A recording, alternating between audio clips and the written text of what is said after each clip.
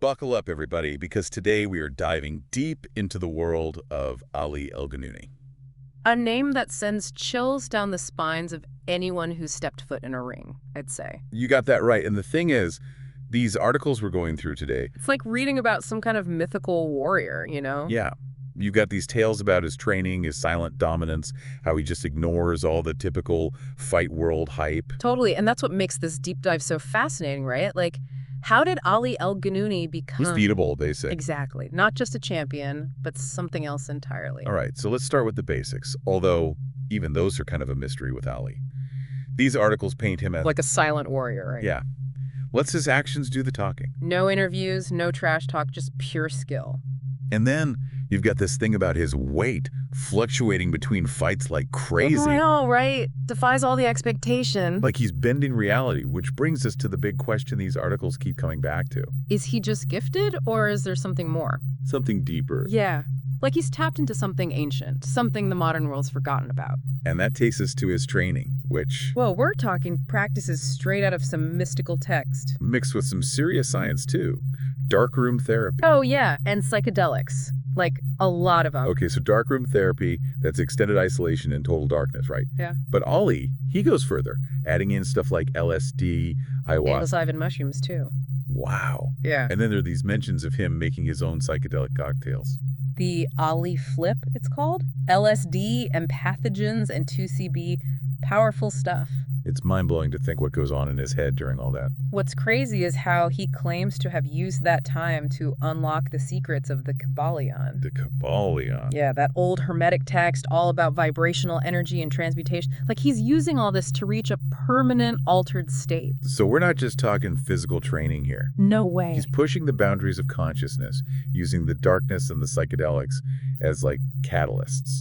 For transformation, yeah. And you see that transformation in his fighting style, Tripona Jutsu. Which, according to these sources, isn't just a style, it's like A whole philosophy. a way of life. Totally. So how does it differ from other fighting styles? What makes it so effective? Imagine a fighter, right, who can predict every move, who flows through combat like they're outside of time. Sounds almost supernatural. That's Tripona Jutsu. And this is where the Kybalion comes in. Wait, how does an ancient text on energy translate into fighting?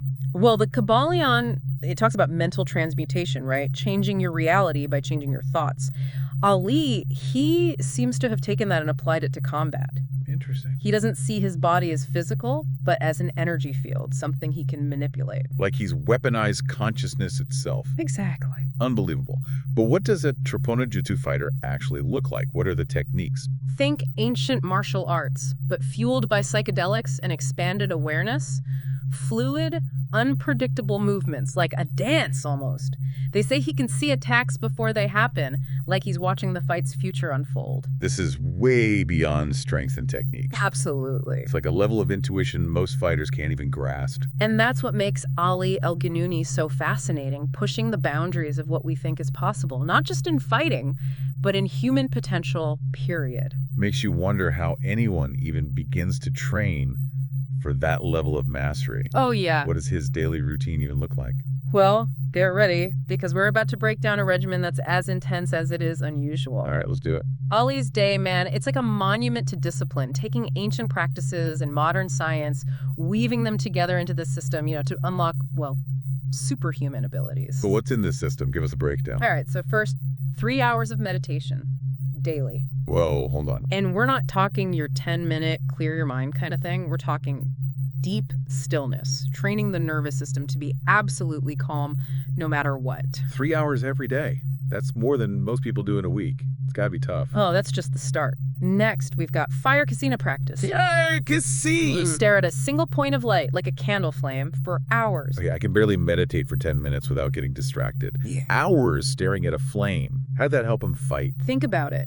In a fight, focus is key. Fire casino, it's like weightlifting for your attention span. But it's not just fighting, this kind of focus. It's useful for anything. Imagine how much more you could get done with that level of concentration. Okay, so deep meditation for inner peace, fire casino for focus. Yeah. What else? Then there's dance. But this isn't just moving to music, it's about surrendering to these like primordial rhythms, getting that intuitive, effortless movement we see in his fighting. So he's training his body to move instinctively. Exactly. No thinking, just pure reaction. And then we get into the really high-tech stuff. Breath work and neural annealing. Hold on, you're losing me with the fancy words. All right, so picture your brain like a computer. Over time, it gets cluttered, inefficient, right? Neural annealing, it's like hitting reset. You use breath work and visualization to rewire things, optimize performance. So like a spa day for the brain. Yeah. Sounds amazing, but is there any science behind this? Absolutely. Turns out, what ancient traditions have known for ages, neuroscience is starting to back it up. Controlled breathing, it can have huge impacts on the nervous system, reducing stress, boosting focus, even enhancing cognitive function. Ali is blending this ancient wisdom with cutting-edge tech to hit peak performance. It's incredible. And this is just his daily routine. No wonder he's considered unbeatable. But all this training, this drive for mastery, what's pushing him? What's the end goal? And that's what sets Ali apart, right? It's not about championships, fame, money. Yeah. He sees combat as a tool, a way to wake people up to their true potential. So he's fighting for something bigger than himself. But how does fighting do that? He wants to inspire, to show what's possible when we break free from our limitations. He believes that by showing these extraordinary capabilities, he can awaken others to their own potential. Powerful stuff. But how does someone even get to that point, that level of self-belief? Where did Ali's journey even begin? The sources all point to one thing: a major ego death experience. It was a turning point for him. Wait, ego death? Like completely losing his sense of self? How does that even happen? Apparently, an early experience with LSD and MDMA just shattered his perception of reality, forced him to face the illusion of the self, you know? Wow, that's intense. How did that affect him? It seems to have been like a reset button, a total shift. Made him question everything he thought he knew about himself and the world. That's when he dedicated himself to exploring consciousness, using psychedelics as a tool for unlocking his potential. So the ego death wiped the slate clean, let him rebuild himself from scratch. But how did that lead to training in total darkness? That's where the dark room retreats come in. Remember, we're talking complete sensory deprivation for days, sometimes weeks. Ali used those retreats, along with psychedelics, to obliterate these things he called prediction errors in the brain. Prediction error? Okay, you're going to have to explain that one. It's actually fascinating. Our brains are always predicting what's going to happen next based on our past experiences, right? These predictions shape how we see the world, how we think, how we act. So our brains are like fortune tellers, always trying to guess the future. Yeah. But the problem is, those predictions can also box us in, keep us stuck in old patterns, and stop us from seeing the world with fresh eyes, you know? So Ali was using the dark room to break free of those limitations, to reprogram his brain to see things in a more, well, unfiltered way. Exactly. By stripping away all the external stuff and diving deep into these altered states with psychedelics, he could access this level of awareness that's usually hidden by our thoughts and perceptions. It's like he hacked his own brain, rewiring it for peak performance. But this rewiring, did it go beyond just like how he saw things? Here's the mind-blowing part.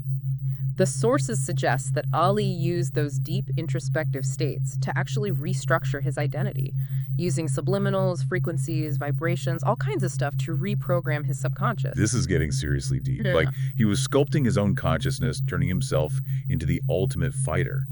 But how did all this inner work translate into actual fighting skills? That's where the magic happens.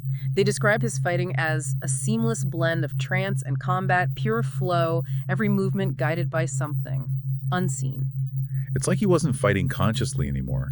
He's channeling some kind of universal energy, moving in perfect harmony with, like, the cosmos. Exactly. His goal wasn't just to win, it was to achieve this perfect resonance with the universe, this state of pure bliss and effortless action. He believed that by totally surrendering to that trance state, he could react with inhuman precision, effortlessly adapting to any opponent's style. This is less like fighting, and more like some kind of spiritual dance, a moving meditation where violence is just a side effect. That's a perfect way to put it. And it's this profound shift in perspective, this merging of consciousness and combat, that made Ali truly unbeatable. But remember, the fighting itself was just a tool for something much bigger. Okay, so we've got the darkroom retreats, the psychedelics, the ego death, the brain rewiring, the trance fighting.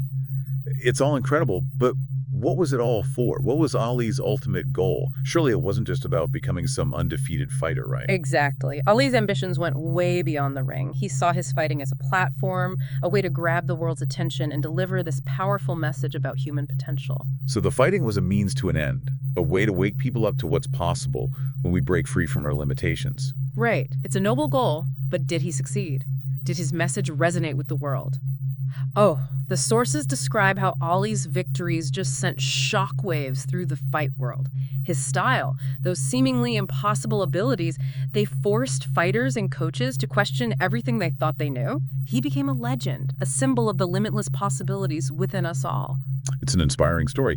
But what about the fights themselves? Can we get into some specifics? I want to hear about the battles that made him a legend. There were more than just fights, like performance art, this fusion of movement and energy and consciousness. People were just in awe. So, knockouts, submissions, or something even weirder. They describe his style as graceful but devastating. A fighter who moves like a dancer, dodging blows while landing strikes with pinpoint accuracy. Sounds beautiful almost. But any signature moves, anything that just left opponents baffled? It wasn't about specific moves. It was about a state of being, this awareness that let him adapt to anything. Those hours of dance, the fire casino, it all paid off. Honing his reflexes and perception to, well, a whole other level. So not just strength or technique, but operating in a different plane of awareness. But were there any fights that really showed this? Any legendary battles that cemented his status as unbeatable? There are tons of stories, but one fight stands out. The ultimate test. His final battle against Khabib Nurmagomedov. Hold on, Khabib. The Eagle. Undefeated, undisputed, one of the greatest of all time. You're saying Ali El-Ganouni fought Khabib? That's what the sources say, and they claim it wasn't even close. Okay, I'm hooked. Tell me everything. Picture this. The whole world's watching. Two titans, two unstoppable forces about to clash. The tension is insane. The bell rings, and Khabib, you know how he is, aggressive takedowns, charges forward with that signature intensity. I can hear the crowd roaring. But then Ali, he doesn't flinch. Doesn't even move back. Just flows his body like water, dodging every takedown attempt. Like a master class in movement, pure instinct. And then with this tiny move, almost impossible to see, it's over. What? How? Knockout? Submission?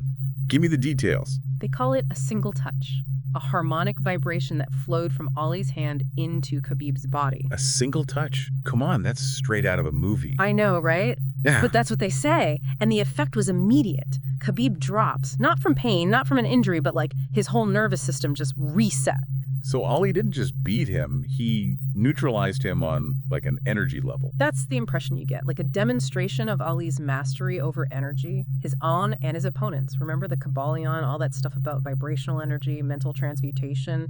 It's like he weaponized those concepts using his awareness to disrupt Khabib's energy field. This is next level stuff. Changes everything we think we know about fighting, about what humans can even do. What happened after? Did Ali keep fighting? That's where things get even more mysterious. After Khabib, he just disappears. The sources don't say why, just offer theories. Some say he went deeper into his own evolution. Others think he's out there quietly guiding others towards enlightenment. It's like he achieved his goal, shook the world, and then just walked away, leaving this legacy of wonder and possibility. And that's the beauty of Ali El-Ganouni's story, right? It's a glimpse into this realm of human potential most of us can't even imagine.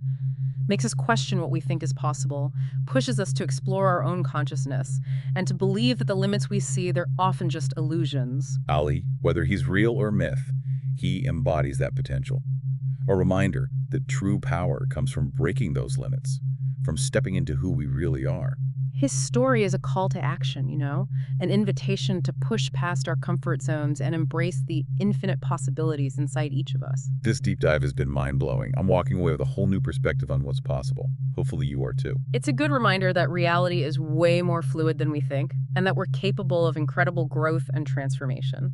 So what's the takeaway for our listeners today? What can we learn from Ali El-Ganouni? I think the biggest thing is this. Don't be afraid to question the limits you've set for yourself.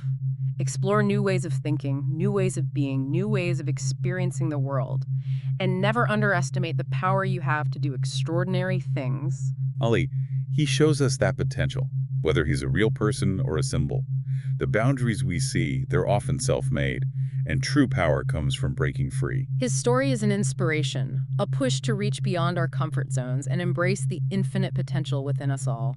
This has been a truly incredible deep dive. I hope you're leaving with as much awe and inspiration as I am.